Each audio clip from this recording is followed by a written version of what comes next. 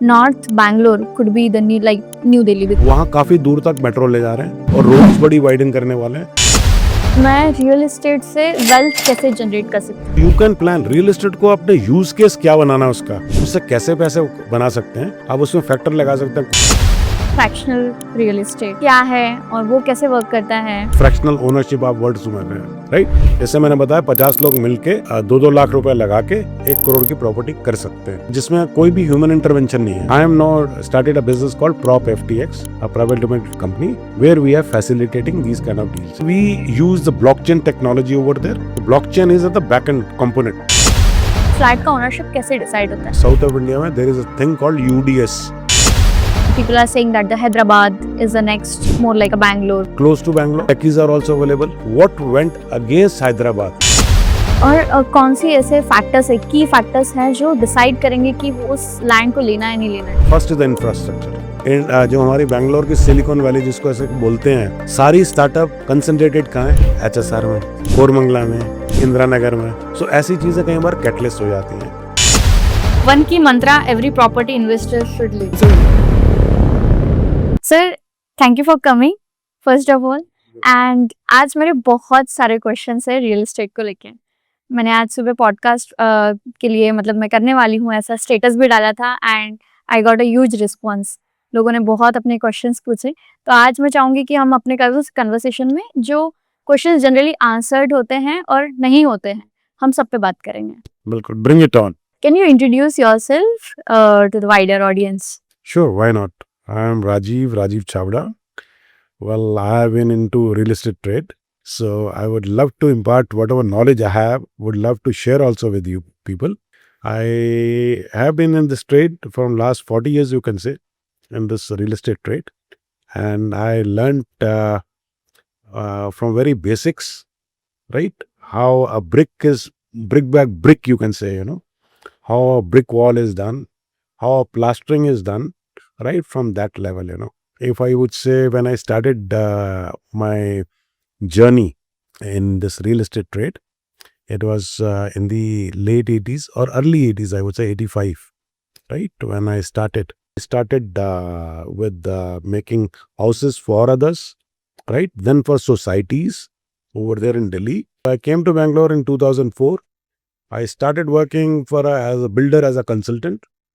I make good money out of it.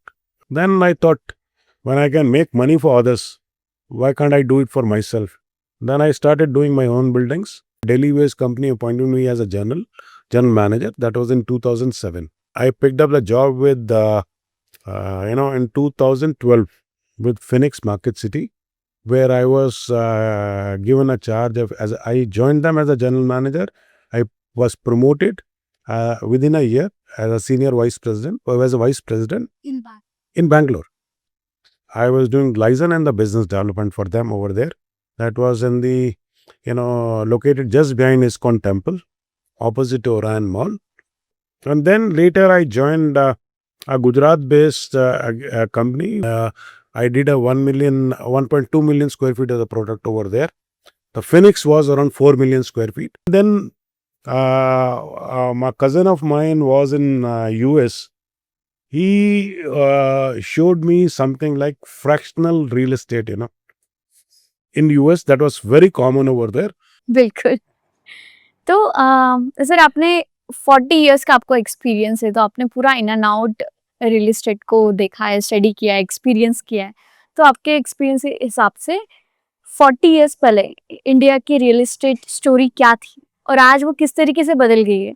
आज हर कोई real estate में इन्वेस्ट करना चाहता है, बट उनको नॉलेज सही नहीं है, गाइडेंस करने वाला सही नहीं है. So I would like to understand the dynamics, how it change over time for the 40 years.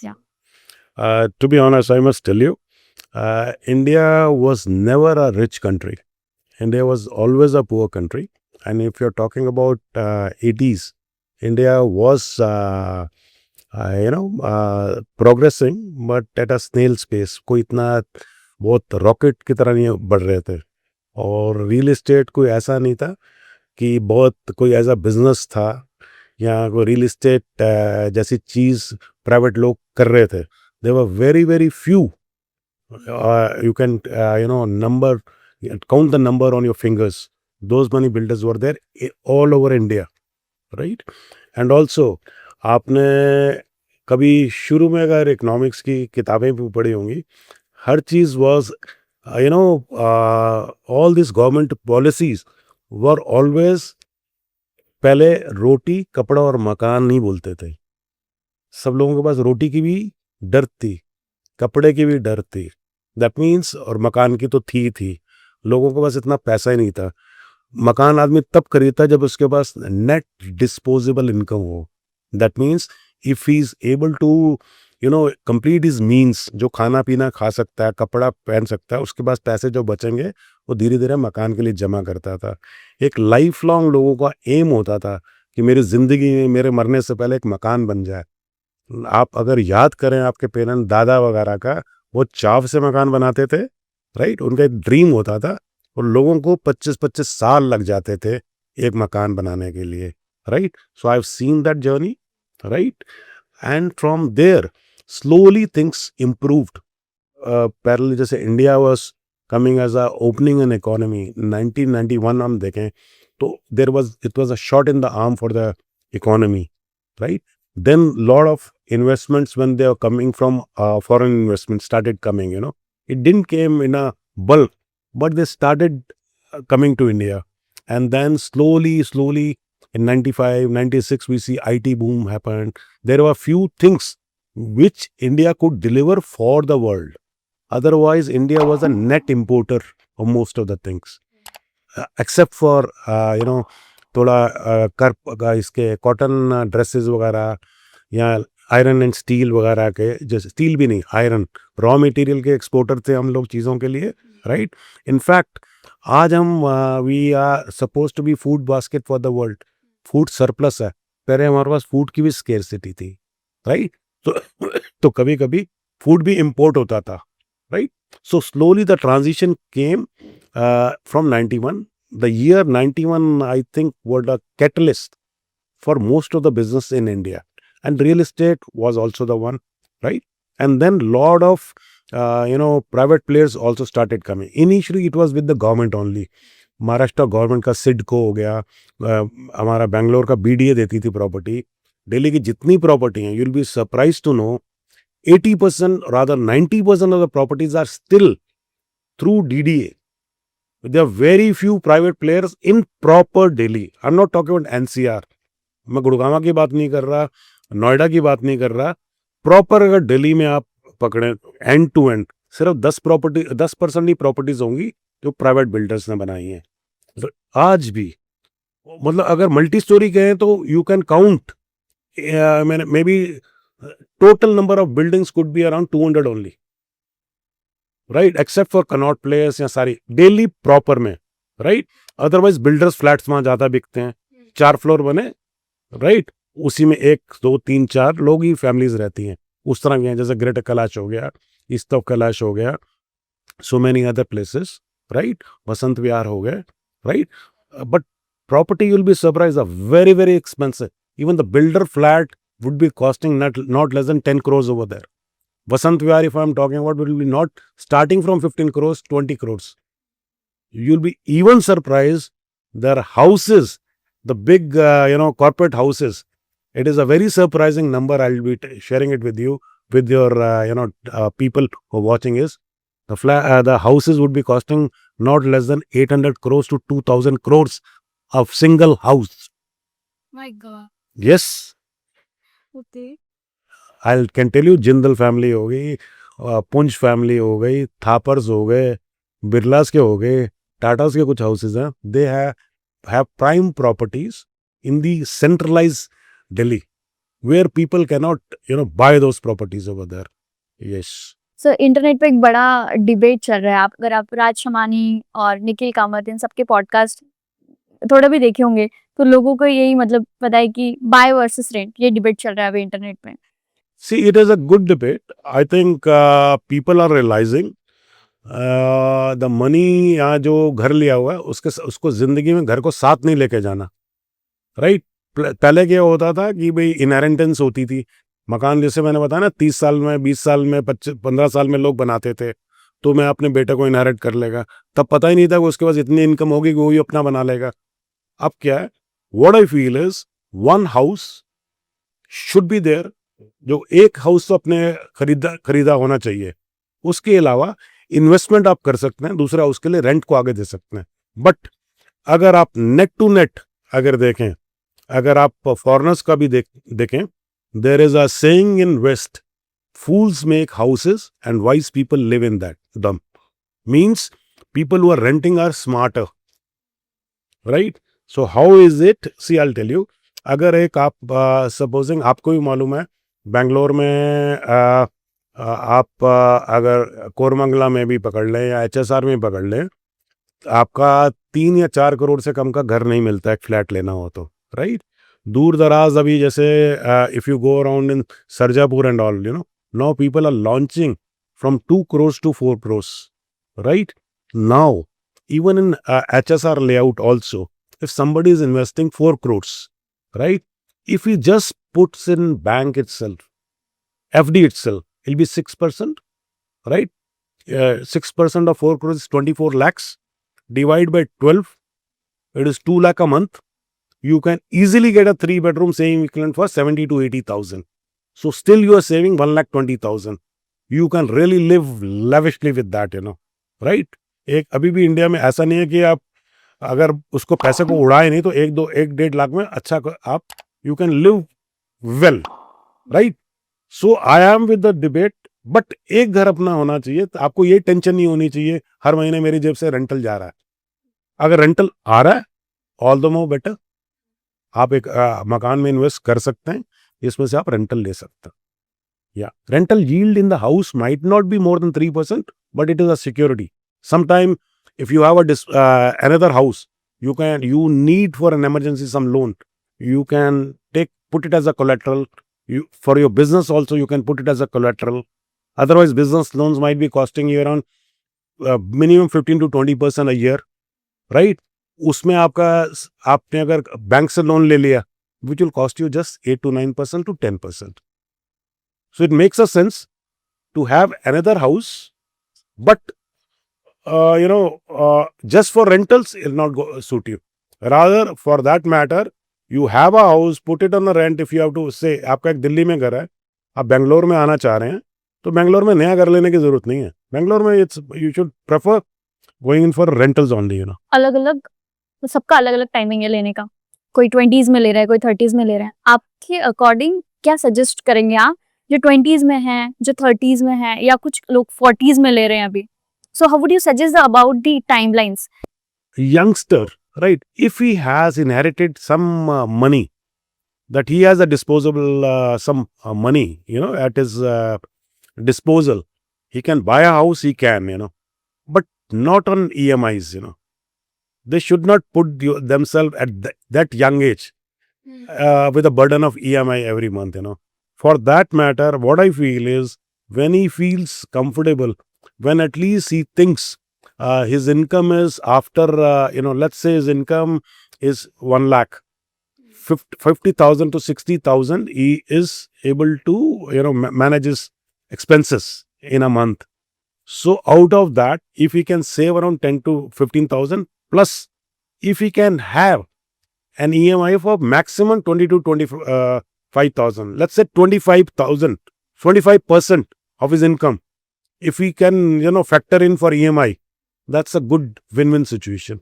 If it is good beyond that, then he's cutting corners somewhere for himself, which I feel a youngster should not do.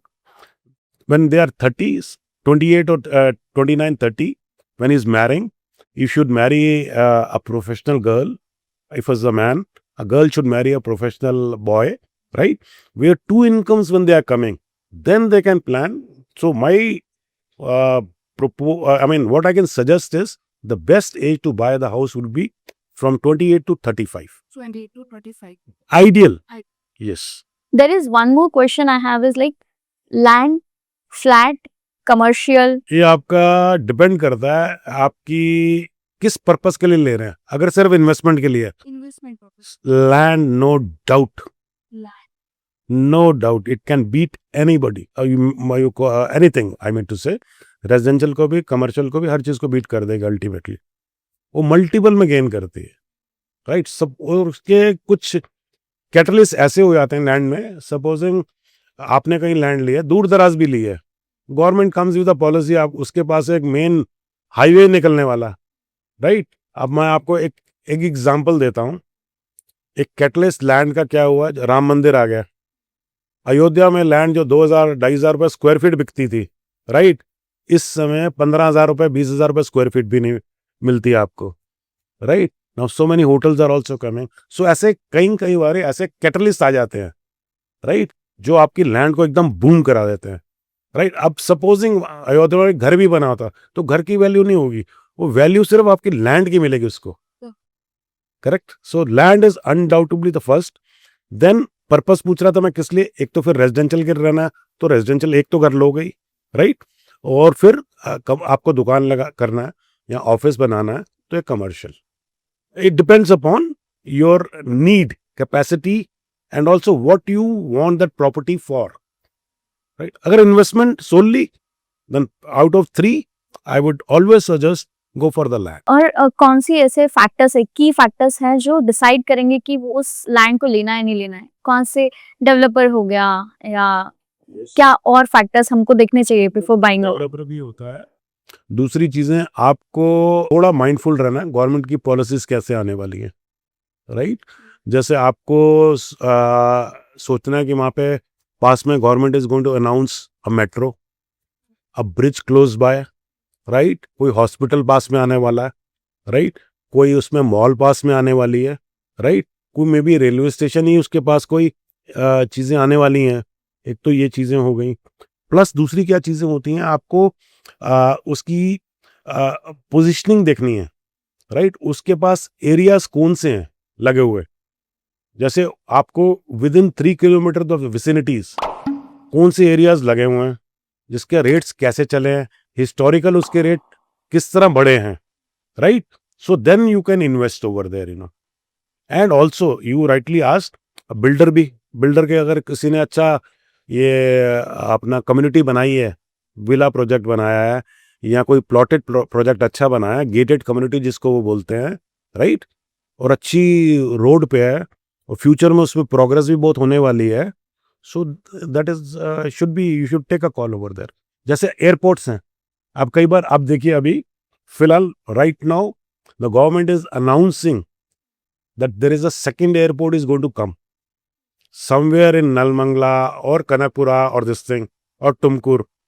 So wherever, ये बहुत बड़ा catalyst होता है airport, उसकी आप एक area थोड़ा सा कैसे यहाँ तो पता कर लें, यहाँ अपनी रिसर्च कर लें, नहीं तो 8 किलोमीटर भी मैं कह सकता हूँ उसकी विसिनिटी में ले लेंगे, it will be win win for you.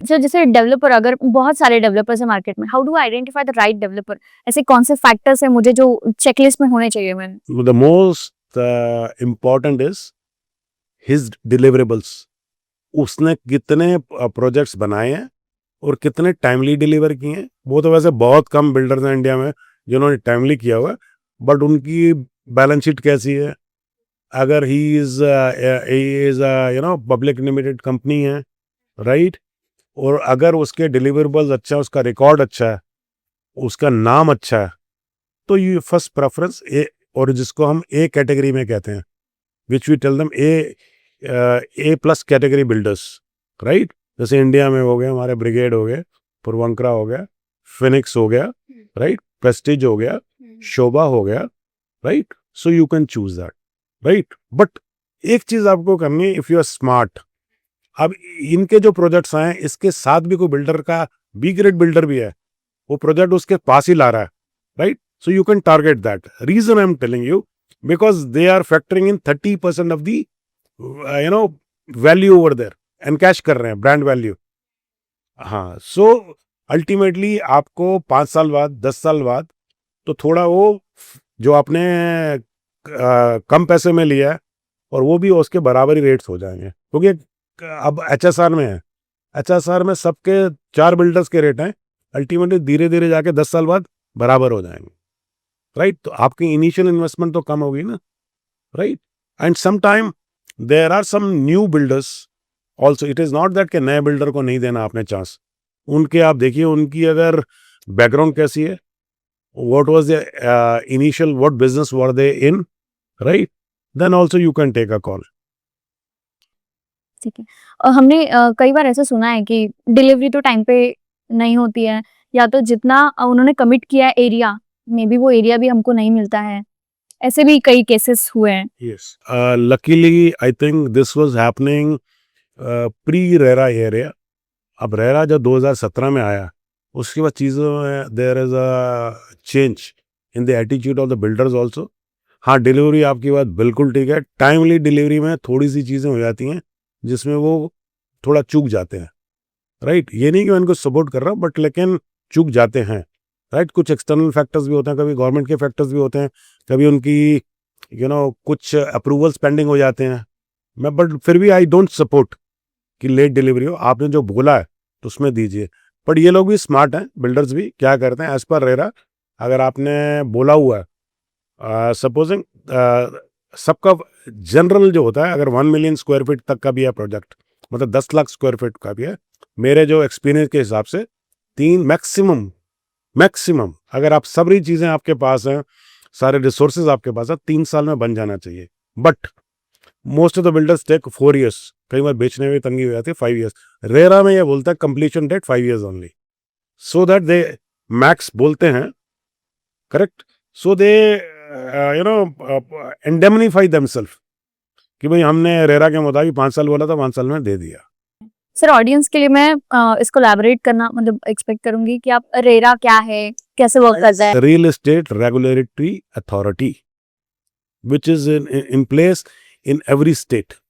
State is the holder of that.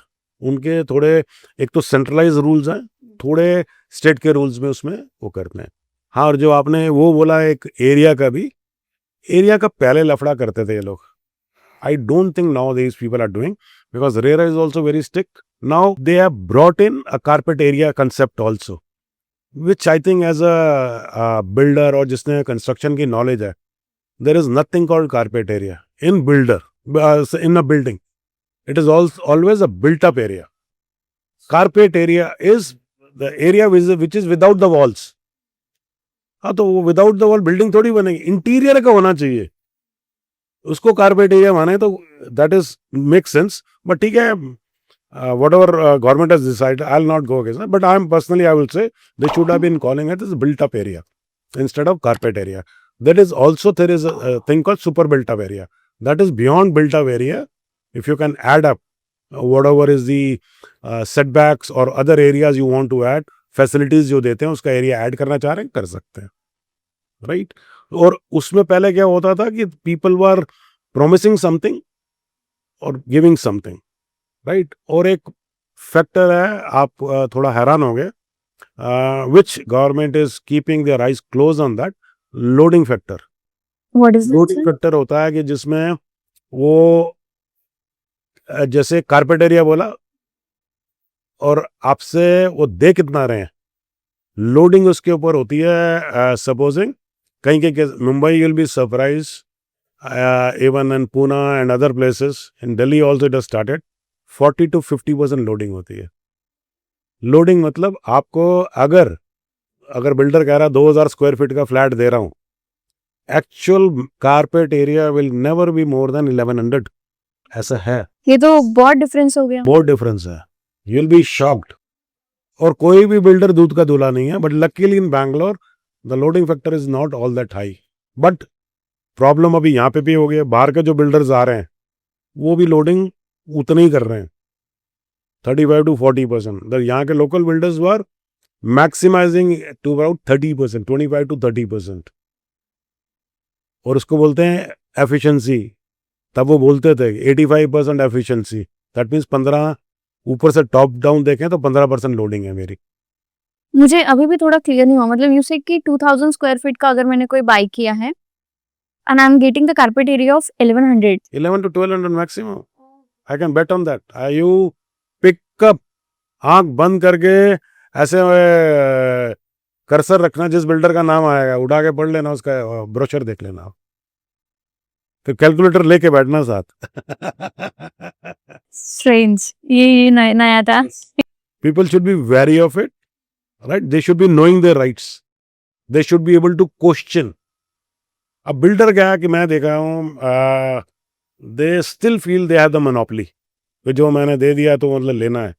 आप पूरा पहले प्लान्स देखें, राइट? पूरी पहले सिर्फ कुछ लोग तो वास्तु ठीक है और उनका रिलीजियस कुछ चीज़ें देखें, वास्तु भी देखें, राइट?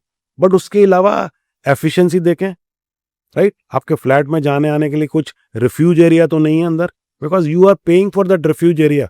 एंट्रेंस में आपके जाने से अगर आप आते हैं, थोड़ा एक निश बनी हुई है या कुछ भी बना हुआ है, there should be less refuge area, efficiency should be more, right?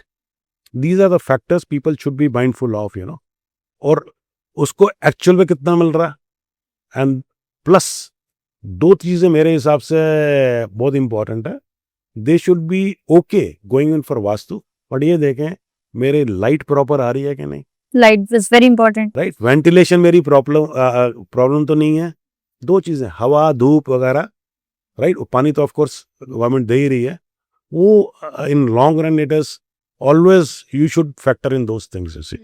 Sir, और नेक्स्ट क्वेश्चन इज लाइक कि कैसे डिसाइड होता है कि इस एरिया का प्राइस कितना है? किस फैक्टर से वो बढ़ते जाता है, डिपेंड करता है? मतलब अदर देन एयरपोर्ट आ रहा है, मेट्रोज आ रही है, कनेक्टिविटी है, जो भी फैसिलिटी। वो तो ऑफ कोर्स एक फैक्टर है। प्लस क्या होता है, कभी कभी कुछ एरियाज क्या होते हैं, they become popular because of some industry coming closer to them और सम सम कैटलिस्ट। एक तो फिर मैंने मेट्रो भी बोला, सारी चीज़ें बोली। अब आप सबने देखा, जो आप भी बेंगलोर से हो, मैंने भी देखा है, वाई कोरमंगला, इंदिरा नगर और HSR, इसके जैसे ही थोड़ा सा दूर BTM जाते हैं, एरिया में 30% का फ़र्क आ जाता है। करेक्ट। और बियॉन्ड जाते हैं, सिर्फ जयानगर साइड नहीं जाए तब भी फ़र्क है। जितना दूर जाए जाते हैं, उत्तराली की तरफ जाते हैं और जगह जाते हैं, थोड़ा थोड़ा कम हो जाता है। सी नाउ व्हाट हैपेंड इज, जो हमारी बेंगलोर की सिलिकॉन वैली जिसको ऐसे बोलते हैं, सारी स्टार्टअप कंसंट्रेटेड कहाँ है? HSR में, HSR। कोरमंगला में, इंदिरा नगर में। सो ऐसी चीज़ें कई बार कैटलिस्ट हो जाती हैं, राइट? अब पता नहीं रहता, ये तो कई बार लक फैक्टर होता है। कई बार आपको थोड़ा you can feel those time, that area is getting, those kind of tenants or those kind of people, some software guys or some startups are coming in that particular area. Startups शुरू में क्या होता है, वो उसी area को target करते हैं जहाँ उनको रेंटल सस्ते हों और थोड़ा आना जाना पास हो और थोड़े रहने के लिए किराए भी सस्ते हों, मेट्रो की कनेक्टिविटी भी हो। वो उनको ये नहीं पता, ये खुद ही कैटलिस्ट हैं। आज यहाँ आए, 3 साल बाद 4 साल बाद वही जगह उतनी ही महंगी हो जाएगी वहाँ पे। ये डिसाइड करते हैं कि कुछ ऐसी चीजें होती हैं, कैटलिस्ट होती हैं, जो चीजें ये डिसाइड करती हैं। और सर ऐसे भी कहते हैं कि जब आप कोई लैंड ले रहे हैं तो पहले उसकी हिस्ट्री चेक कीजिए। क्यों नहीं? हिस्ट्री कैसे चेक की जाएगी? मतलब यहाँ पे 10 साल पहले क्या था? वो तो सारी चीजें हो सकती हैं, वो तो सारी चीजें हैं। अभी देखिए, अभी तो आपके पास you people are all tech savvy, you people are all educated people, everything is available in the net, but you should be knowing, आप चैट GPT में क्या बोलते हैं, you should be knowing prompt.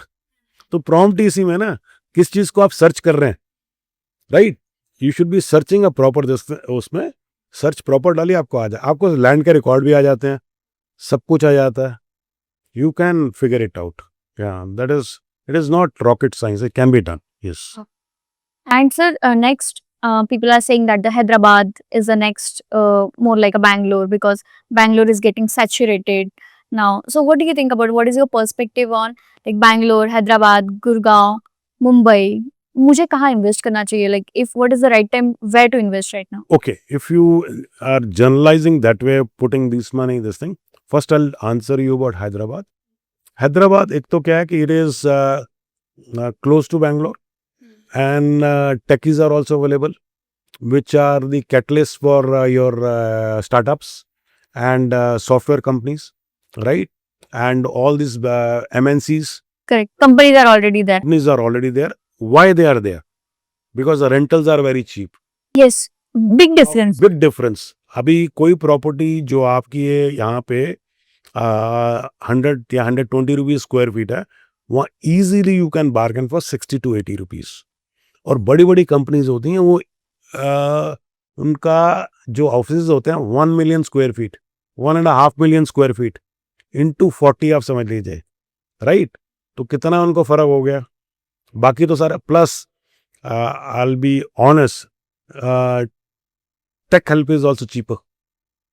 How मतलब आपका अगर जो बैंगलोर में काम कर रहा है टेकी और हैदराबाद में काम कर रहा है, there is salary difference of 20-25%। I think that is my assessment, है ना? प्लस जो अभी क्या है बैंगलोर में, आपको जो हेल्प्स चाहिए उसके लिए भी सारे ब्लू कॉलर भी लोग चाहिए। ब्लू कॉलर लोग वहाँ पे भी सस्ते हैं। एक खाली सिर्फ तेल वहाँ पे, आई मीन टू से नॉट फ्रॉम तेलंगाना और Andhra Pradesh, there is a lot of people who are migrating from Odisha also there, okay right? They're very cheap and tons you'll find them, right? So तो आप बंदे किसी को अगर बिजनेस करना है, सबसे पहले if you can, money save is money earned, that's what they believe in.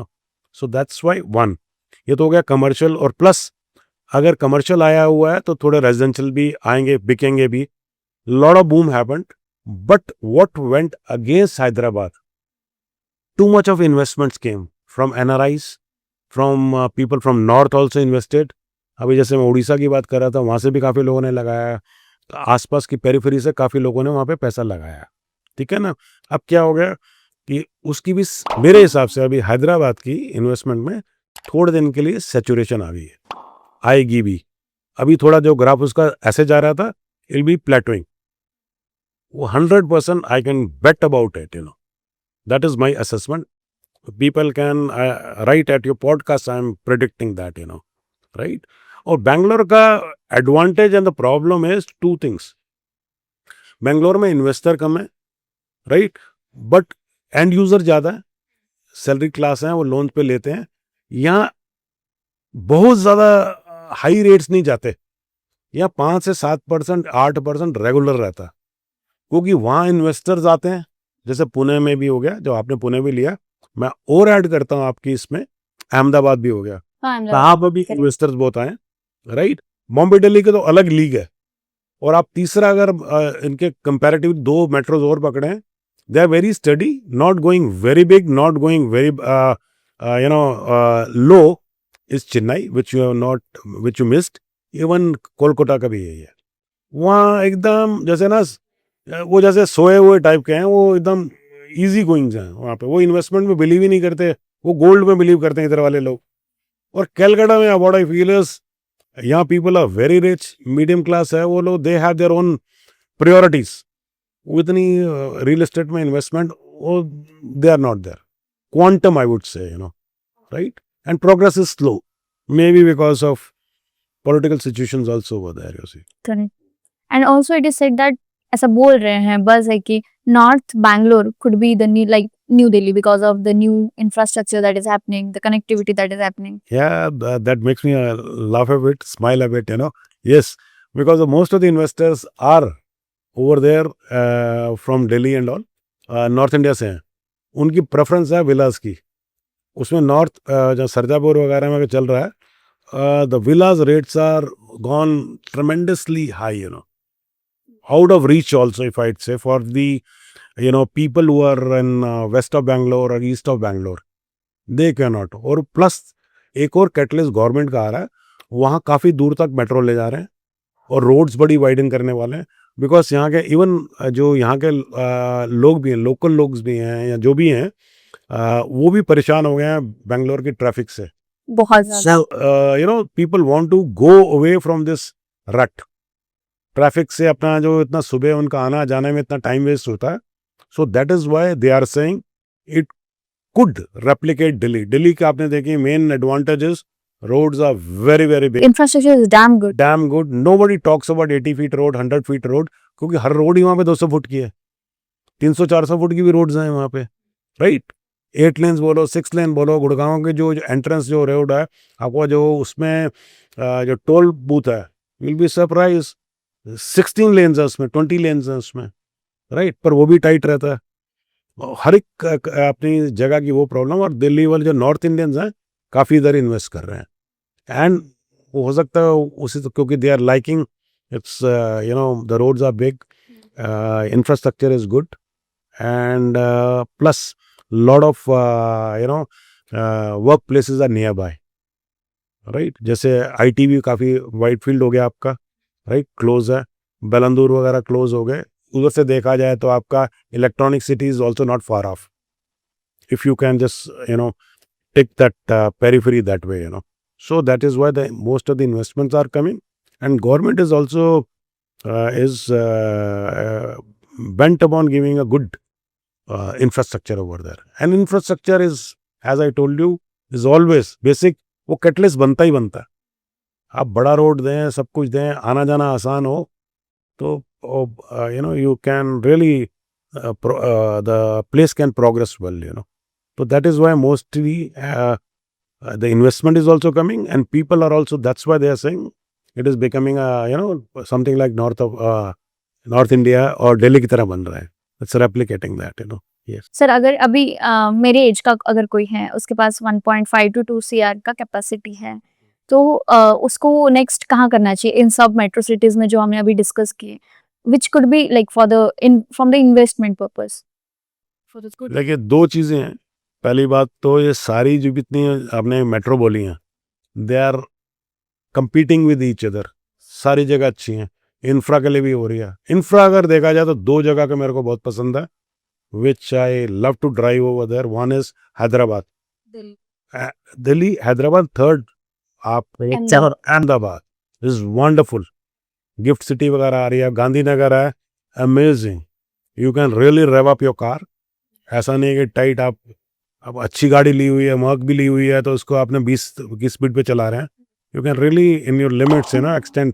80 की स्पीड है लिमिट, 80 में चला सकते हैं, 120 की है तो चला सकते हैं, roads are worth it, right. So वो तीन, एक तो है 3 प्लेसेस, वो क्यों तब आप लो अगर आपका वर्क प्लेस भी उसके आसपास ही कहीं है तो, राइट। अब अगर सपोजिंग आपके पास 1.5 करोड़ है, काम आप बेंगलोर में कर रहे हैं, तो पहली प्रायोरिटी तो आपको यही होनी है ना। आप नेक्स्ट 10 साल के बाद आप you want to stay put in Bangalore, और you can migrate to some other city. But मैं ऐसे भी सोच सकती हूँ ना कि मैं कहीं पे मतलब जहाँ पे मुझे अच्छे रिटर्न्स मिलेंगे, मैं उस सिटी में करूंगी, भले मैं यहाँ पे रेंटल। मैं उसी पे आ रहा हूँ, यस, उसमें है, तो then you can take a choice. If it is for investment, then you can take a call. और फर्स्ट आपका कैटलिस्ट वही होना है, बार बार I am using the word catalyst, और जो आपके दिमाग में ये कहता हूँ, you should have that thing in mind, is the first is the infrastructure. अब कई कई चीज़ें ऐसी होती हैं जो आपको न्यूज़ से पिक करनी होती हैं, right.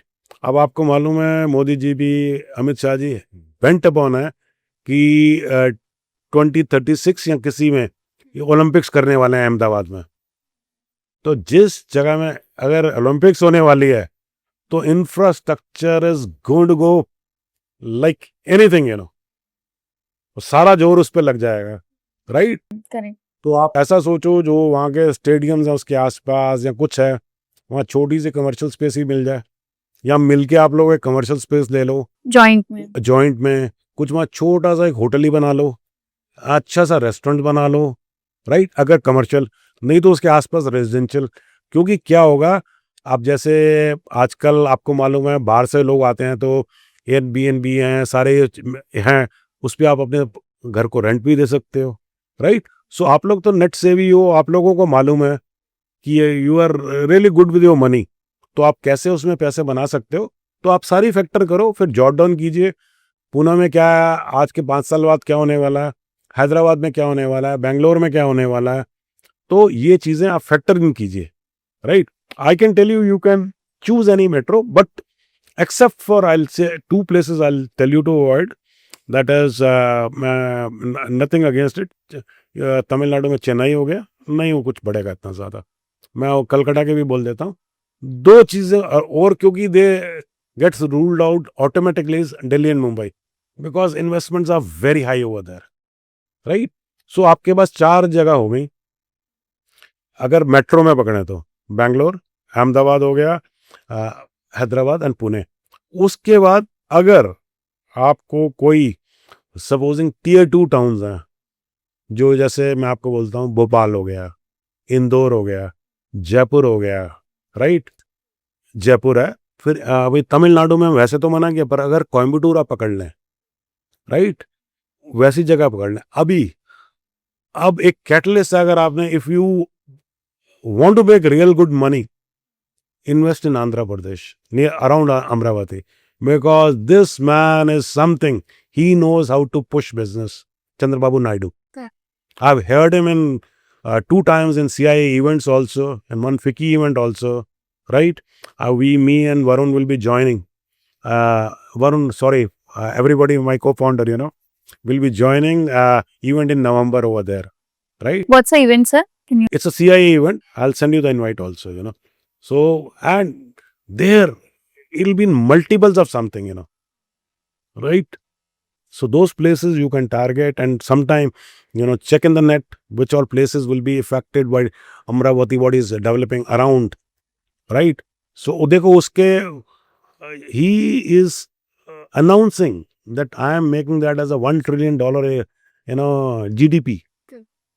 So, or he is trying to get around $500 billion की इन्वेस्टमेंट है, तो लाएगा तो कहीं तो लगेगी ना, वो जहां भी लगेगी उसके आसपास के सारे एरिया में बस हो जाएगा। हो जाए। सिर्फ हम अगर अपने आप को मेट्रो में ही नहीं सीमित कर लें, एक होराइजन दिमाग खुला रखेंगे, तो there are lot of places, residential versus commercial, मतलब जैसे हमने अभी डिस्कस किया कि रेसिडेंशियल में ये फैक्टर्स कंसीडर करने चाहिए, ऐसा कुछ कमर्शियल के लिए भी है कि ऐसे कुछ गवर्नमेंट पॉलिसीज हो गई या कोई नंबर्स, कुछ फैक्ट्स फिगर्स हमको चेक करने चाहिए?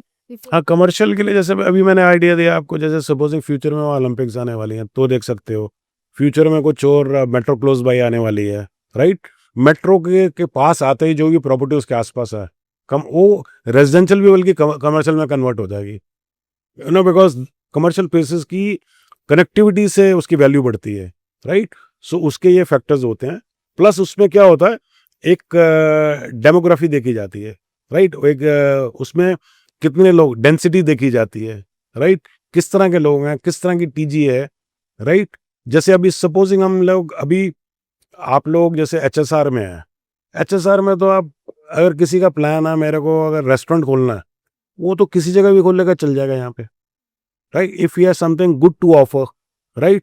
यहाँ कुछ और कपड़े की दुकान खोलनी है, राइट? वो भी चल जाएगी। I mean TG should be the Gen Z plus उसमें 28 वाले, राइट? मिलेनियल्स आप सोचे ना, तो ये सोच के ये फैक्टर्स होते हैं कि क्या मैंने बिजनेस करना है, क्या मेरे को कमर्शियल मैं किधर लूं।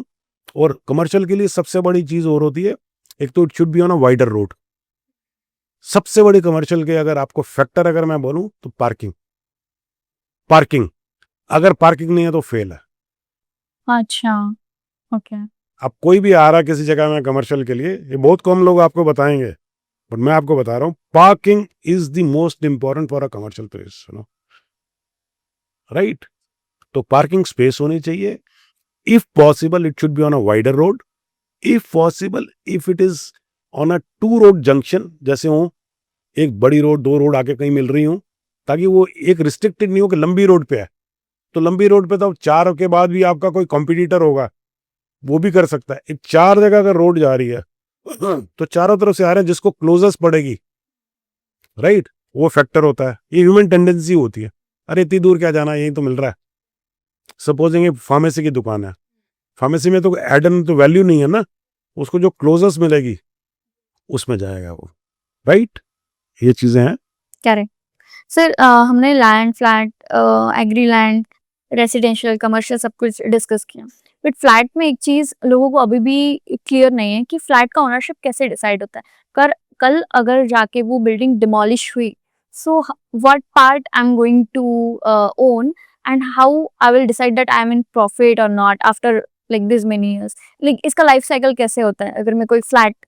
Perfect question, and especially coming from it'll be very good guidance for the North Indians, right? Bangalore में और अभी मुंबई में भी है, वो है ही है, सब में, पुणे वुणे में भी है, चेन्नई वगैरह में, साउथ ऑफ इंडिया में there is a thing called UDS. So what's the long form of? हाँ, I'll tell you. That is called undivided share of the land. You'll be surprised, most of the bigger builder also, My sister was going to buy a property in Gurgaon. They had purchased it before asking me. But हाँ, मैंने guide कर दिया था builder के बारे में, right. अब last में जाके मैंने उनसे पूछा, यूडीएस पूछा, नहीं यहाँ तो सारे कह रहे देते ही नहीं है, दे डोंट डिस्क्लोज. जो आपका क्वेश्चन है वो यूडीएस ही उसका आंसर है, राइट. एक लाइफ साइकिल एक बिल्डिंग का समझते हैं हम लोग, मैक्सिमम इज 100 ईयर्स, बट लेकिन 20 या 30 ईयर्स के बाद डिटोरेट होने शुरू हो जाती करेक्ट. उसके रेट्स भी फिर है, होने शुरू. हाँ, रेट्स भी कम होंगे, प्लस थोड़ा तो रिपेयर्स मेंटेन वो चाहिए होगी. बट हम यूडीएस का मतलब क्या है, सपोजिंग ये लैंड है, लैंड के ऊपर अभी फिर एक चीज होती है एफएआर. एफएआर मालूम है आपको? That is floor area ratio. Floor area ratio. Okay. Her state का अलग है, उसके स्टेट के अंदर जो सिटी है उसका अलग है. जैसे बैंगलोर का कुछ एरियाज हैं, बैंगलोर के एक स्पेसिफिक है, इवन हैदराबाद का भी है, रोड विड्थ के हिसाब से रहा. जो रोड अगर 12 मीटर 9 मीटर से 12 मीटर तक की है, उसका एफएआर होता है अभी फिलहाल 1.75. मैं इसका मतलब बताऊंगा, राइट. और अगर सपोजिंग 12 मीटर से ऊपर है, राइट, टिल 15 मीटर, उसका एफएआर होता है 2.25. मैं ज़्यादा नहीं बताऊंगा, इतने में समझा देता हूँ, राइट. 1.75 जो है FAR, that means your land area versus that much times you can build. That means अगर 10,000 स्क्वायर फीट लैंड है, इंटू 1.75 करेंगे तो कितना आएगा? 17,500. उतना बिल्ड कर सकते हो, उतना बिल्ड कर सकते हो. मतलब मैक्सिमम बिल्डिंग उतनी स्क्वायर फीट बना सकते हो, राइट. उसको एफएआर बोलते हैं. से भी थोड़ा कंफ्यूज हूँ. मैं बोल देता हूँ, दोबारा से समझा देता हूँ, राइट.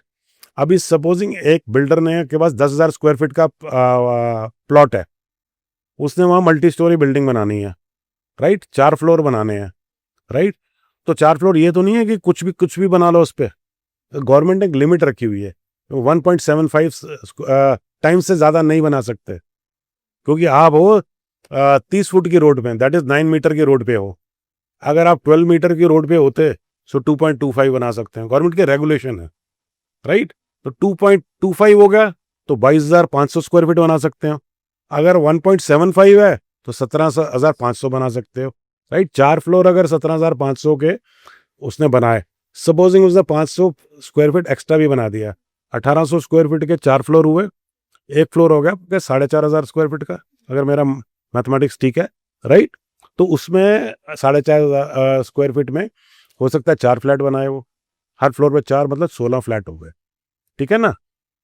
अब सपोजिंग जब बिल्डिंग डिमोलिश होनी है, राइट, तो उसने बेचा तो 1450 स्क्वायर फीट का था एक फ्लैट. करेक्ट. इनिशियली. अब 1450 इंटू 16 फ्लैट है, which is coming to 17,500 square feet, right. अब लैंड है 10,000 स्क्वायर फीट, तो बटेगी कैसे? सो प्रो रेटा इसका फॉर्मूला होता है यूडीएस.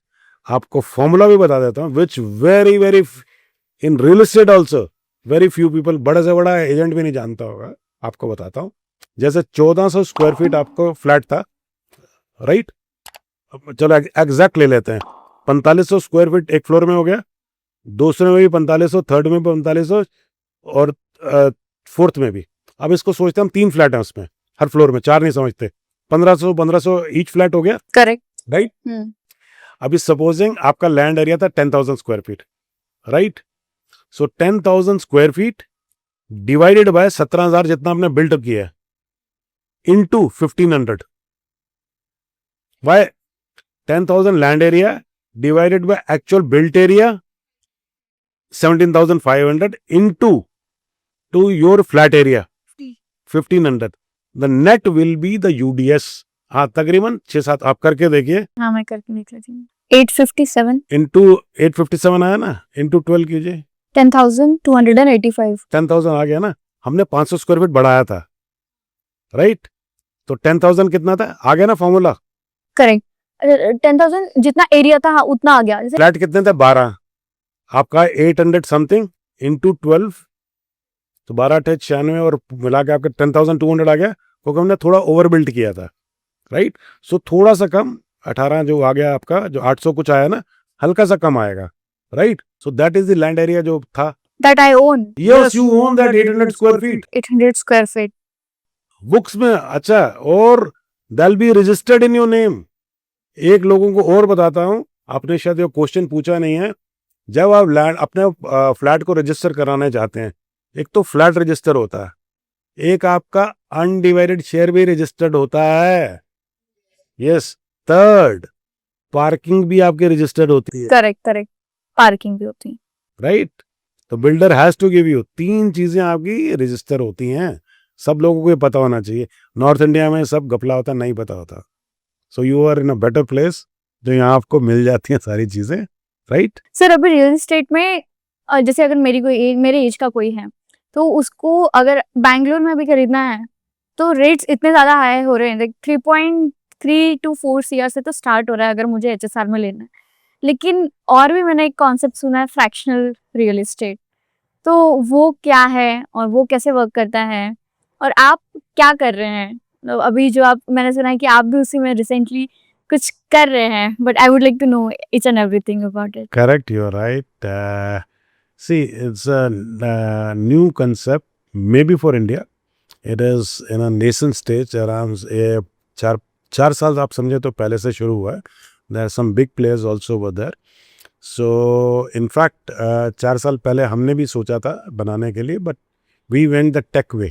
इसमें हमने टेक सारा लगाया फ्रैक्शनल को प्रमोट करने के लिए। रीज़न क्या था, इसमें फ्रैक्शंस के बारे में आपको बोलता हूँ, जो आपने पहले ही पेन पॉइंट बताया। जैसे आपके पास एक एस्पिरेशन है कुछ रियल एस्टेट में इन्वेस्ट करने के लिए, but you don't have the bandwidth, पैसे नहीं है, राइट? ऐसा नहीं है पैसे नहीं है, बट प्रायोरिटी नहीं है। हाँ, मुझे अभी उतना नहीं इन्वेस्ट करना है, इन्वेस्टमेंट नहीं करना 3 करोड़, तो आपके पास जो मैंने पहला वर्ड यूज किया था, डिस्पोजेबल इनकम है 10 lakh, right?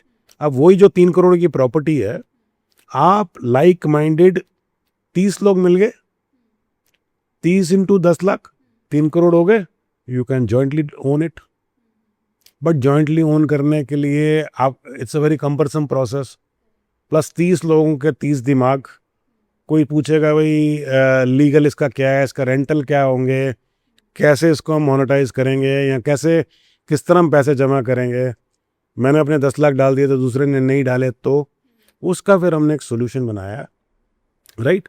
Now I will just give you a example. If there is a property of let's say Brigade or any of whichever builder, it's worth 1 crore, right? If I can make it into 10 fractions or 20 fractions or 50 fractions, 50 fractions अगर मैंने कर दिया तो 2 लाख रुपए आ गया. It can be or cannot be, ये सारा आप ही के सर्कल में दें. If I can promote anywhere in India कि 2 लाख रुपए लगाओ, उसमें 1 करोड़ की बहुत अच्छी लोकेशन में ब्रिगेड की प्रॉपर्टी भी आप लगा लो, राइट? ट्रस्टवर्दी है। हाँ, ट्रस्टवर्दी बिल्डर हो गया. अब मैं बाकियों को ट्रस्ट कैसे देंगे, वो चीज़ें मैंने सोची अपना टेक बनाने के लिए. फ्रैक्शनल अगर मास में जाना है तो व्हाट शुड यू डू?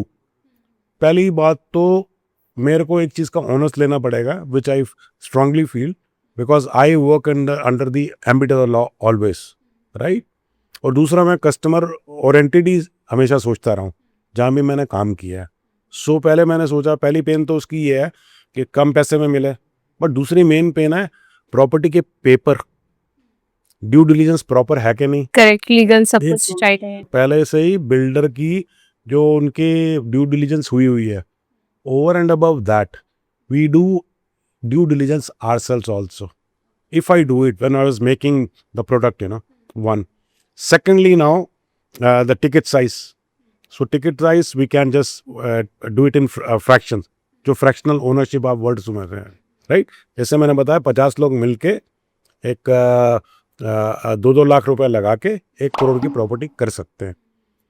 तो उस तरह हमने एक टेक ऐसा बनाया कि सारे लोग मिलके, जिसमें कोई भी ह्यूमन इंटरवेंशन नहीं है, राइट? वो पैसे डालेंगे और उनके ब्याह पे प्रॉपर्टी ले लेगा. कौन ले लेगा?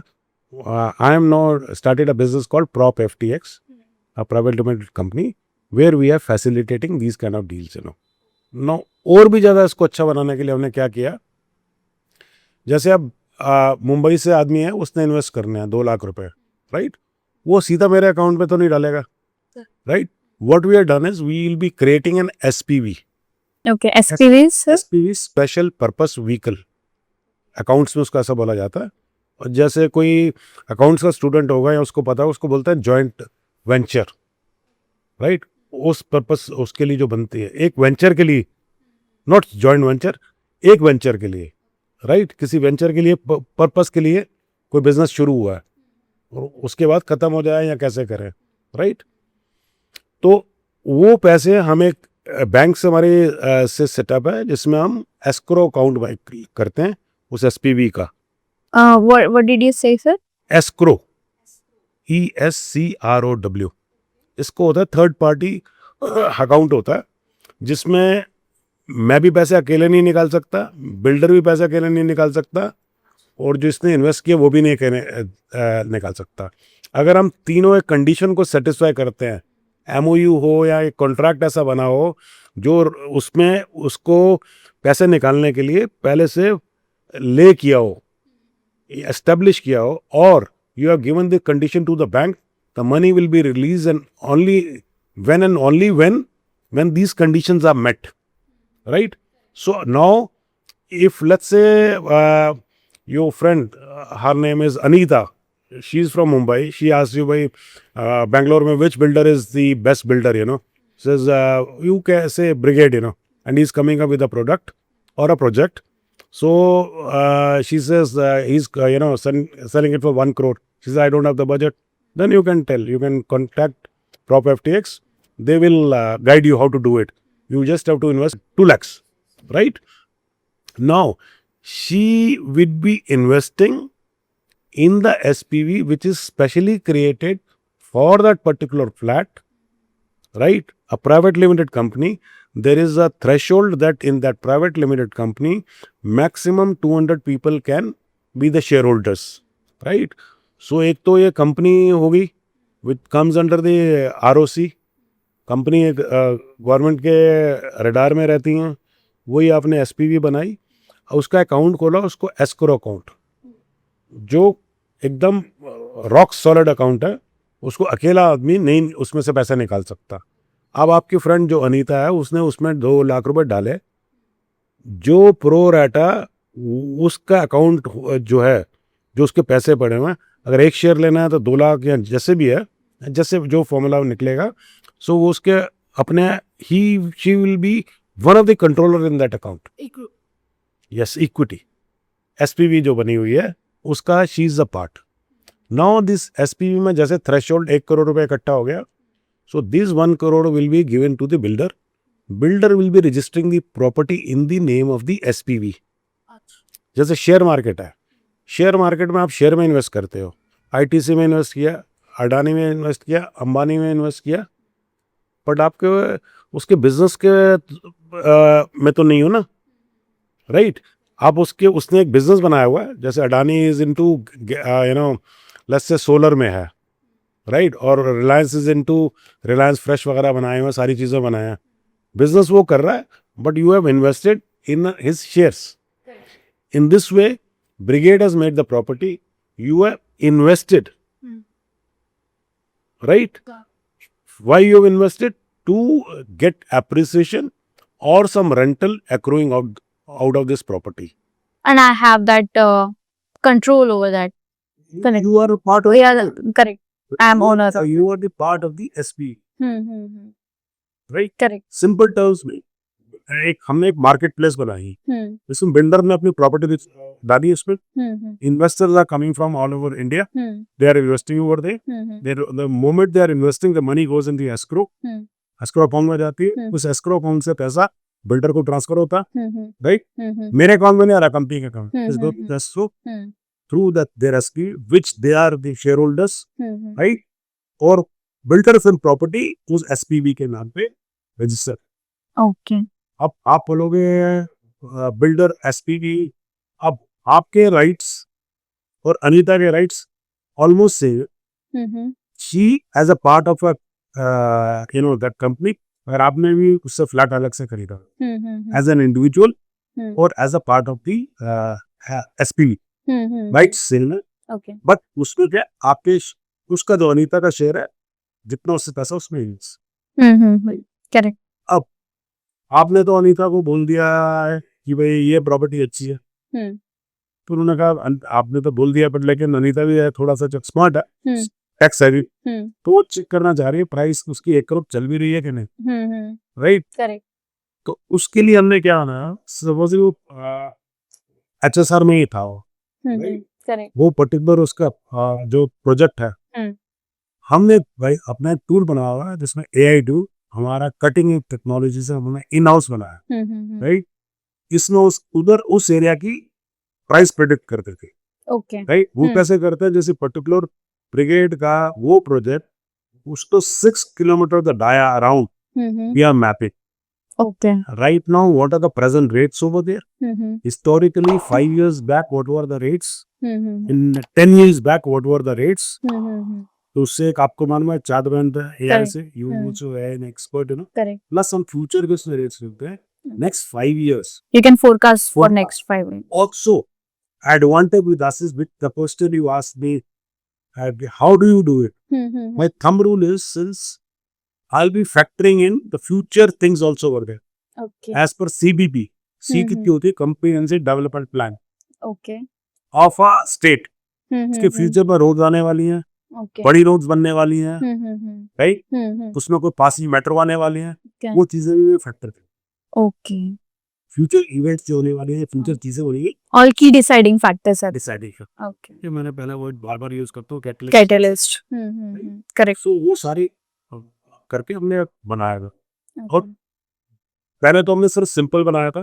अब क्या है कि सपोज ही अगर बाद में इस प्रोडक्ट को किसी को आगे बिल्डर को भी देना चाहो, वो यूज करना चाहे, या तो बैंक भी यूज करना चाहे, तो उसके लिए मैंने क्या करते, सिर्फ खाली मेरी प्रॉपर्टी नहीं, now what you can do is on Google you can place your cursor anywhere in the map of Bangalore, जहाँ आप ड्रॉप करोगे कर्सर आप लगाओगे, उसके आसपास के सारे रेट, Okay. टॉप रेट्स क्या चल रहे हैं, एवरेज रेट क्या चल रहा है, रिलीज रेट क्या चाहिए। इससे मतलब यह है, अब आपको मालूम है ब्रिगेड के रेट्स अलग होंगे, वो ग्रेड ए है, Correct. ग्रेड बी का बिल्डर सेम एरिया थोड़े कम हो, Correct. राइट, ग्रेड सी वाला जो होगा छोटा बिल्डर होगा उसके और कम हो. सो इसका किसी को भी अंदाजा लगाना है, तो they can see go to our website and go to our tool, they can use. Okay. So is there any platform fee for user? Right now we are not charging any subscription fee. Okay. If somebody wants to have more specific, because if he wants to have just reference, we are not charging. Okay. Sometimes you are really want to go deep down, you want to check other things also, right? So Correct. we are creating some parameters. Okay. For that we will be charging some small subscription. Okay. Great. It should not be maybe 1 or 2,000. We will go beyond. 3 crore का नाम ले रहे होते, इन 2,000 तो आप खर्च सकते। Correct correct. तो सो नेक्स्ट टॉपिक है कि मैं रियल एस्टेट से वेल्थ कैसे जनरेट कर सकती हूँ, और मुझे आज ये भी क्वेश्चन आए कि stock market versus real estate, mutual fund versus real estate, so how do I diversify my portfolio, और किसके रिटर्न्स आपके एक्सपीरियंस के हिसाब से, आपने भी स्टॉक मार्केट में इन्वेस्ट किया होगा, रियल एस्टेट में किया है, तो कैसे मुझे डिवाइड करना चाहिए, मुझे how should I think about it? See पहली बात तो पोर्टफोलियो हमेशा से स्प्रेड रहना चाहिए, एक में व्हाट यू से sometime not all the eggs in one basket, right. So you can have that thumb rule, कुछ पैसा if you have knowledge of stock market तो आप जा सकते हैं उसमें, राइट। स्टॉक में आप you can trade, right. Mutual fund में भी बिकॉज इट्स वेरी सिक्योर्ड आप कर सकते हैं, राइट। और थर्ड रियल एस्टेट का जो बात बोल रहे हैं, मैं एक और एसेट क्लास और डाल देता हूँ इसमें जो हमारे इंडियंस को बहुत पसंद है, gold, right. So I will add up that also. I will tell you historically आप चलेंगे तो real estate has matched rather gone beyond gold also, right, जो कि म्यूचुअल फंड उसको कैचअप नहीं कर सकता, क्योंकि इसमें 50x भी कई जगह हुआ है। सो 50x इज टू हाई है ना। मैंने पहले आपको बोला था ना, गोल्ड जहाँ 1985 में जो रेट्स हैं, जो आज रेट्स हैं 50 टाइम्स हैं। प्रॉपर्टी में भी कई जगह हैं, बेंगलोर में भी कुछ प्रॉपर्टीज़ हैं, दिल्ली में भी आप पकड़ें तो काफ़ी जगह, नॉर्थ इंडिया में काफ़ी हैं। म्यूचुअल फंड में आपको नहीं उतना होगा। Stock market, people who are trained to invest, those people should be going in stock market. और लॉन्ग टर्म इन्वेस्टमेंट के लिए आप भी जा सकते हैं। और जो फ्यूचर्स वगैरह होते हैं वो हर आदमी की बस की नहीं है कि कोई इवेंट पे शेयर बढ़ गए हैं, शेयर कम हो गए हैं। You should not be, you know, I don't think, since you have a regular job, आपको अगर यहाँ आपको उसका बिजनेस बनाना है then you can do that. But you can, what I can see is, अगर आपके पास let's say you have 20 lakh रुपए लगाने के लिए, आप चारों में या तो इक्वल लगा दीजिए, 5 लाख रुपए स्टॉक में लगा दीजिए, 5 लाख म्यूचुअल फंड में, 5 लाख गोल्ड में, 5 लाख हमारे पास फ्रैक्शनल में लगा दीजिए, Yes. राइट? तो वील गाइड यू, राइट? और उसमें क्या होता है, अब एक और भी है हमारा फायदा आपको, जैसे वो शेयर का भी इसका होगा। अब 5 लाख सपोजिंग आप एक ही प्रॉपर्टी में नहीं लगाना चाह रहे हैं, हमारी ऑफरिंग हो सकता है 4-5 तरह की हो, जिसमें एक में 50,000 लगा के कर सकते हैं, इसमें 1 लाख लगा सकते हैं, इसमें 2 लाख लगा सकते हैं। उसमें भी आप बुके बना लीजिए, उसका बास्केट, जिसमें 3-4 प्रॉपर्टीज़ हैं, आपस में सेल्फ हेजिंग हो जाएगी, एक बढ़ जाएगी, एक कम है, तो थोड़ा आपको में कुछ ना कुछ रिटर्न्स आते रहेंगे। प्लस प्रॉपर्टी में लगाने से और थोड़ा सा हल्का सा गोल्ड में और इवन म्यूचुअल फंड में है कि आपके पैसे डाउन कम होंगे। म्यूचुअल फंड का तो अभी कहते हैं कि subject to risk, I don't know, क्योंकि हो सकता है उसमें कम भी हो या स्टडी हो जाए। बट रियल एस्टेट में आपके पैसे डाउन नहीं होंगे। If it is not appreciating, it might appreciate at a lower rate, but it'll never be down. आपने तो नहीं सुना ना, वो आप ये लैंड ली थी, आज वो 1 करोड़ की ली थी, आज 70 लाख की रह गई है। बहुत वेरी रेयर, कहीं हो सकता है कोई उस जगह में बाढ़ आनी शुरू हो गई हो या कुछ आना शुरू हो या अर्थक्वेक साथ प्रोन हो जाए कोई जगह, तो उसमें हो सकता है। अदरवाइज हाँ, वो यहाँ कभी जैसे कोविड जैसा इवेंट में प्राइसेस रियल एस्टेट के डाउन हो गए थे, एज अदरवाइज प्राइसेस डाउन नहीं होते। प्लस गोल्ड के भी प्राइसेस इतनी जल्दी, रॉक सॉलिड इन्वेस्टमेंट है, नीचे नहीं जा रहा है, राइट? पर गोल्ड भी कभी कभी जैसे शेयर मार्केट की तरह बहुत ज़्यादा तेज़ी नहीं जाती, वो भी स्टडी ग्रो जाता है। तो रियल एस्टेट ऑलमोस्ट, जो ये रियल एस्टेट और गोल्ड एक तरह की अच्छी इन्वेस्टमेंट माने जाते हैं मेरे हिसाब से, राइट? स्टॉक में unless and until you have a knowledge, right, you should not venture, go deep down into it. Some amount of money you can invest, right? Mutual fund, of course, when you want to go for long run, या इसमें stock में भी long run में आप invest कर सकते हैं। India is a good market and bull, हाँ जो भी है, बुल भी रहेगा, बेरिश भी रहेगी, पर इंडिया एक स्टडी मार्केट है। सबके जो, अगर मैं जितना पढ़ता हूँ 2030 में, it would be at a good study rate, annualised जो आप बोलते हैं 10-12% तो आपके कोई भी स्टॉक जो है देता रहेगा, तो you can go over there is. हाँ सर, अभी एक नया रूल आया है रिसेंटली कि 15 ईयर से ज़्यादा अगर आपकी लैंड किसी ने अपलोडेड की तो they can also claim the ownership of. नहीं, वो ऐसा एक्चुअली रूल पहले से भी था, वो अभी थोड़ा उसको काफ़ी वो अभी हाईलाइट कर दिया। देखो क्या है, हमारा कोई भी इंडिया में नहीं, इंडिया में कुछ ज़्यादा है कि लिटिगेशन यहाँ बहुत है, क्योंकि रिकॉर्ड सारे स्ट्रेट नहीं हैं, क्लेमेंट्स बहुत हो जाते हैं, फिर यहाँ पे इनहेरेंटेंस भी बहुत होती हैं, जैसे एक के बच्चे 6-6 हैं, फिर फैमिली ट्री है, फिर चाचा जी भी आ गए, मामा जी भी आ गए, भाई इसका भी है, सब चीज़ें बहुत हैं वहाँ पे, राइट? प्लस किसी ने कभी किसी को विल दी हुई है, फिर उसकी डेथ हो गई अचानक, तो क्लेमेंट्स आते हैं, तो उस चीज़ों के लिए चीज़ें होती हैं, राइट? और तो उसको सेल भी करनी है तो अभी सर आप ओनर लो, आपका साइन हो लिया, ऐसे नहीं होगा, पूरा हिस्ट्री चेक किया। ना वो तो चाहिए, वो वैसे ही है अभी भी, उसमें हिस्ट्री पूरी चाहिए, उसको बोलते हैं फैमिली ट्री, पूरा फैमिली ट्री चाहिए आपको। हाँ, फर्स्ट ओनर का 30 ईयर्स के रिकॉर्ड चाहिए। आप बेशक 30 साल से, आपने ओनर 10 साल से हो, 30 साल का रिकॉर्ड चाहिए। पहले शुरू में तो 100 ईयर्स होता था, अब 30 ईयर्स हो गया, क्योंकि government has establish those records, but I can tell you there is a revolution which we are also using. Again, my tech I was talking about, which I missed, we are also using blockchain, but it is as a back-end component. हमारा front end में blockchain नहीं है। Why blockchain? Most of the government, Telangana government, even you will be surprised, even Bengal government, right? Even Odisha government, even your Gujarat government, and our Karnataka also, for land records, they are using blockchain. जिसमें जो आपने भी बोला 30 साल का भी सारे papers रहेंगे, उसमें आपको अभी फैमिली ट्री लेना है, वहाँ जाने की जरूरत नहीं, उससे क्या होंगे डिस्प्यूट्स टेक जो है आपको सॉर्ट आउट कर देगी। हाँ, अभी जो हो रही प्रॉब्लम, तो अब क्या जो बोल रहे हैं, क्योंकि जो 15 साल का इन्होंने लॉ लिया, क्योंकि अब इनके पास रिकॉर्ड्स हैं, तो 15 साल से टेनेंसी है या 15 साल से एक बंदा रह रहा है, राइट, वो एक आई थिंक ग्रे एरिया है। कई बंदे ऐसा है उसने बेचारे ने किसी को लैंड अपनी वैसी दी हो, राइट, अब 15 साल से वो रह रहा है उसमें, he should not be losing that land. वो legal person can give you better this thing on that, so I think I leave it for the legal person to answer correctly, but ये आया है अभी law, you are right. या sir real estate से हम लोग wealth कैसे generate कर सकते हैं? ये सबसे बड़ा क्वेश्चन लोगों का कि एक घर हो गया, फिर लोन पे दिया, जैसे अगर 1 करोड़ का घर लिया मैंने, उसके 20 लाख मैंने डाउन पेमेंट कर दी, rest bank will pay, so I am holding a certain equity over there for next till the time I pay the loan. So then I can buy a second house also, and I can take the same equity. So what is that your strategy that you will suggest to audience that how we can generate the wealth? See, real estate always had been wealth generating, एक तो इसमें क्या है कि first the foremost is the rentals. आपके पास अगर property अगर extra है तो उसमें आप रेंटल के लिए दे सकते हैं, बल्कि जिस प्रॉपर्टी में आप रह रहे हैं उसका अगर 2 फ्लोर हैं, एक में आप रह रहे हैं, दूसरा रेंटल के लिए दे सकते हो।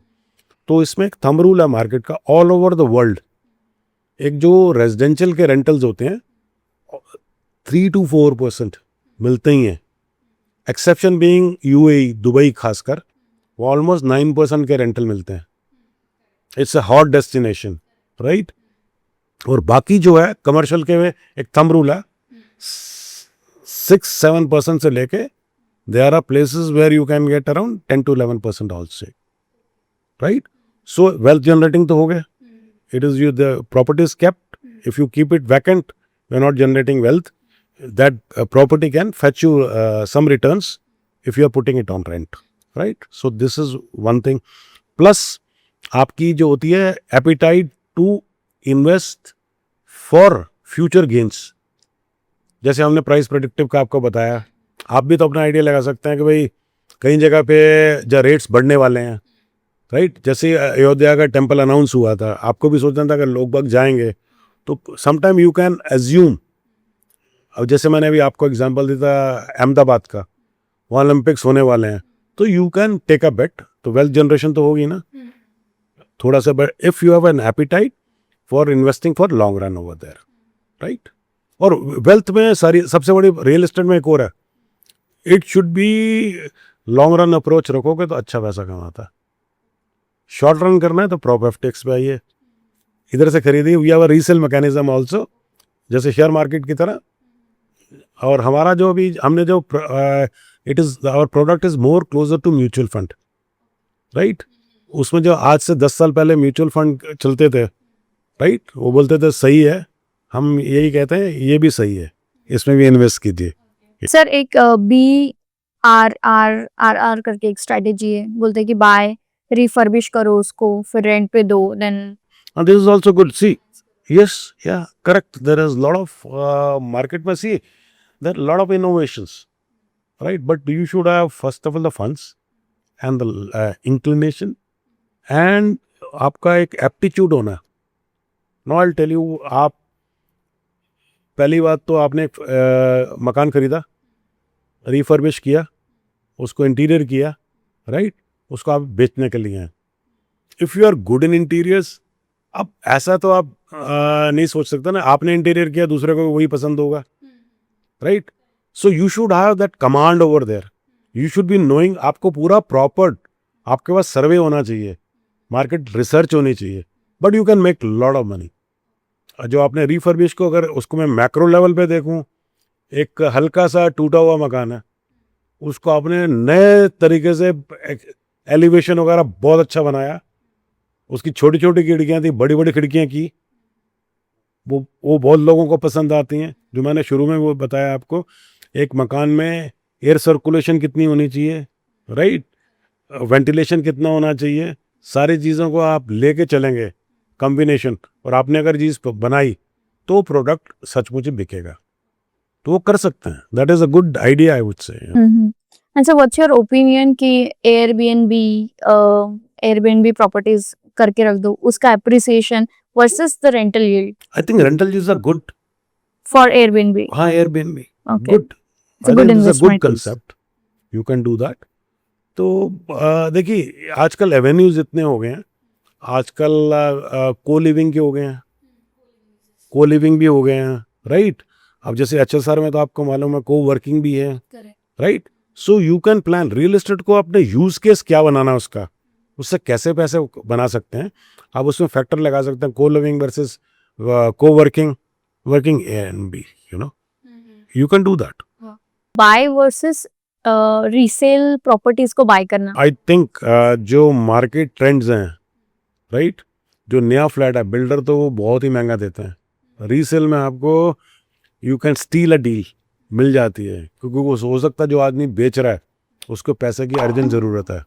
तो रीसेल में you can get a good deal.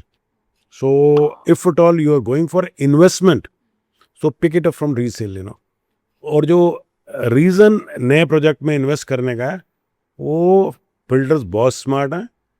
वो जो गेन होने वाले हैं ना नेक्स्ट 3 साल में, वो पहले ही फैक्टर इन करके वो खा जाएगा, आपको नहीं खाने देगा. मेरे कलीग का क्वेश्चन है ये. सो व्हेन बिल्डर सेल्स जोड़ी units, how is the final occupancy certificate is handled? Do buyers get separate OCs for each original unit और a single combined OC only after the merger? So how what should purchasers watch out in such cases? See, there are two things. Legally अगर देखें, if he is able to amalgamate both the houses, right, then one single OC will be a certificate. So it is for the building. उसको सिर्फ he is part of that occupancy certificate. वो 2 flats का भी, हाँ, अगर उसने पहले amalgamation किया हुआ है तो एक का भी चले. एमलगेमेशन में जैसे जोड़िया बोले ना, उसको एमलगेमेट ही तो किया उसने, बीच में से एक दीवार तो उसको तोड़ा. That is called amalgamation. और 2 लैंड के टुकड़े को डिवाइडेड थे, उनको बीच की दीवार तोड़ दी और एमलगेमेट कर दिया, right. But legally I would से ही शुड हैव 2 रजिस्ट्रीज. उसकी जो कुछ भी है उसको इंडिविजुअली रखे. उसको इंडिविजुअल कर सकते हैं. नहीं, इंडिविजुअली रहेगा एक्चुअली एज इट इज. पहले था उसने जॉइंट तो हमने किया ना यूज़ के लिए, बट उसको जो आइडेंटिटी यूज़ की है, एंटिटी सिंगल ही रहे. Legally is always better. Is there a way that we can save taxes in real estate by investing in real estate?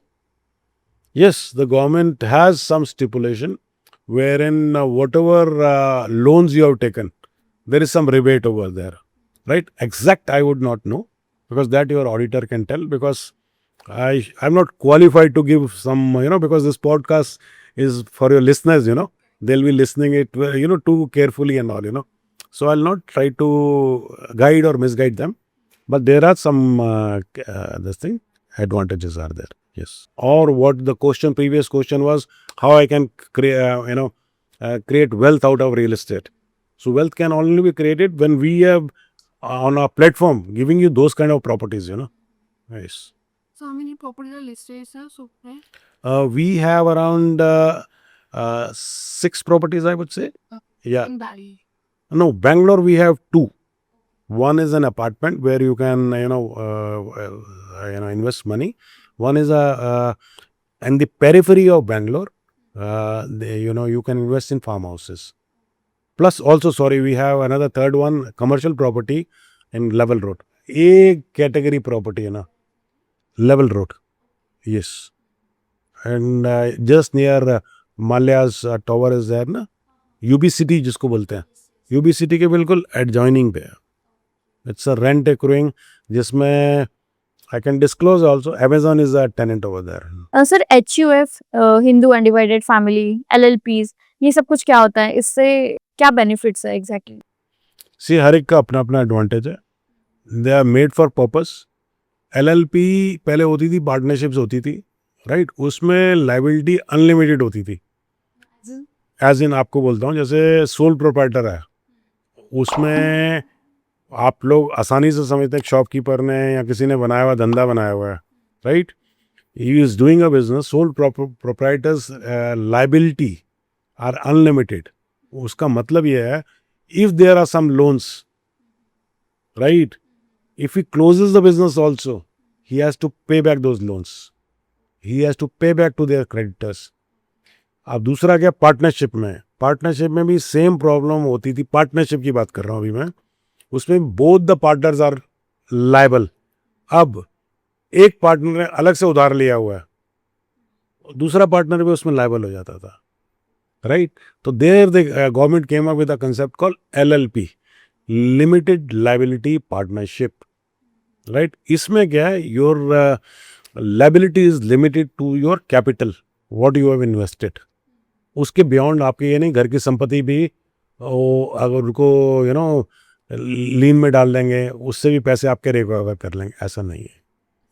हाँ, उसके अलावा एक और होती है जो फॉर्म SPV की मैंने बोली थी, प्राइवेट लिमिटेड क्या होती है कि that is again better than even LLP. इसमें company only is liable for the liability. इसमें आदमी भी लायबल नहीं है, राइट? उसका कैपिटल भी लायबल नहीं है, उसमें तो शेयर में थोड़ा लगाया हुआ है, राइट? इसमें एक there is an law, international law है, मर्केंटाइल लॉ बोलते हैं, दूसरा एक कंपनी लॉ बोलते हैं. उसमें एक केस है जो पूरे वर्ल्ड में यूज होता है, उसको बोलते हैं सोलोमन वर्सेस सोलोमन, जिसमें बताया गया है company is different entity, right, from the person who is owning it. Private limited का है तो उसमें तो यू आर मोर सिक्योर. इसके बियॉन्ड आती है पब्लिक लिमिटेड कंपनी, राइट? वो तो आप समझते हैं जो IPO वगैरह लाते हैं, राइट? एडवांटेज सबका है. जैसे आपने एक और पूछा था HUF. अब HUF का एडवांटेज है, इसमें क्या है, कोई बिजनेस कर रहे हो, आप चाह रहे हो ये बिजनेस मेरा बिजनेस है जिसके कुछ IPs या जिसकी जो सीक्रेट्स हैं या जिसकी मेरी कोई रेसिपी है वो बाहर तक लोगों को नहीं जाए, तो मैं अपने ही फैमिली के अंदर एक HUF बनाता हूँ. ये हिंदूज में है सिर्फ उसके लिए Hindu undivided family.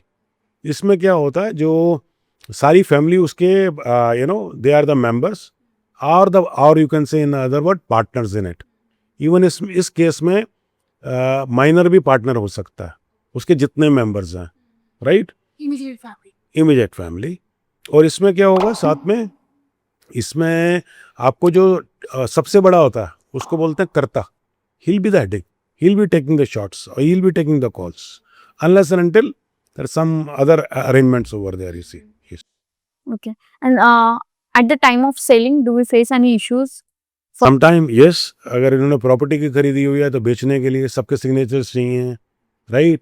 Plus as a minor उसके सिग्नेचर वैलिड ही नहीं होते, right?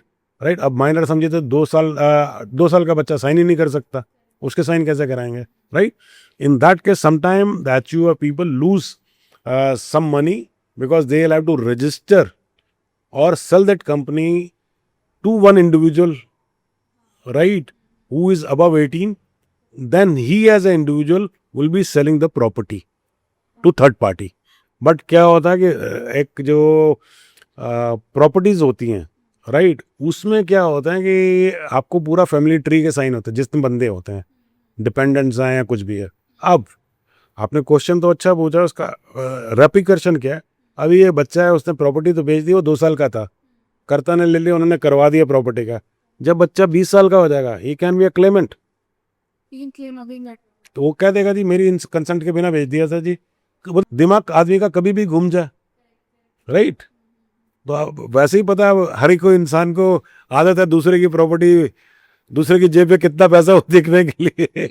Sir we rapid fire round, जैसे आपने देखा होगा ट्रेडिंग चल रहा है आजकल, तो मैं आपको एक क्वेश्चन पूछूंगी और उसका एक्सपेक्ट करूंगी 1 वर्ड आंसर. ऐसे इन वन शॉर्ट. वर्ड है. हाँ, 1 वर्ड और Okay. 1 सेंटेंस. हाँ, 1 sentence is fine. हाँ, I'll okay. try. Yeah. Okay. So Ahmedabad or Hyderabad, which market you will invest right now if I ask you? I'll go for, actually I like both of them, but I'll go for right now Ahmedabad. Ahmedabad. Gift city. Gift city, yes, exactly. Gandhinagar.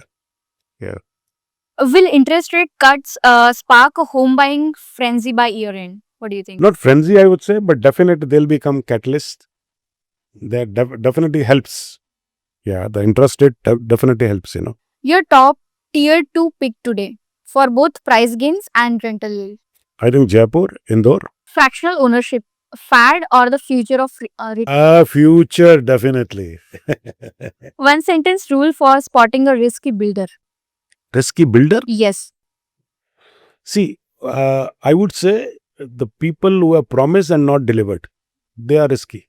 You should not buy any properties from those builders, you see. Got it. Land banking versus ready flats. Which wins a downturn? You mean to say for investment? Yes. Yes, I think land. Land. Yeah, undoubtedly. Okay. Your go-to due diligence red flag on a land deal. See, land, records are very important, right? There are a lot of, things we have to have red flags on, the proper document, and also how many hands it is exchanged, it is very important. Oh. Yeah. More lucrative, co-living or senior living assets. Oh, I'm always for senior living. One key mantra every property investor should live by. Invest prudently, do proper due diligence, do your research. Okay. Yeah. And use my platform. I'll help you out. Okay, great. Thank you, sir. Thank you for today's conversation. Thank you. It was very helpful for me personally, and I hope audience will gain a lot of knowledge Sure. from this. Anytime. Thank you, Always sir. welcome. Yeah. Thank you. Thank you very Thank much.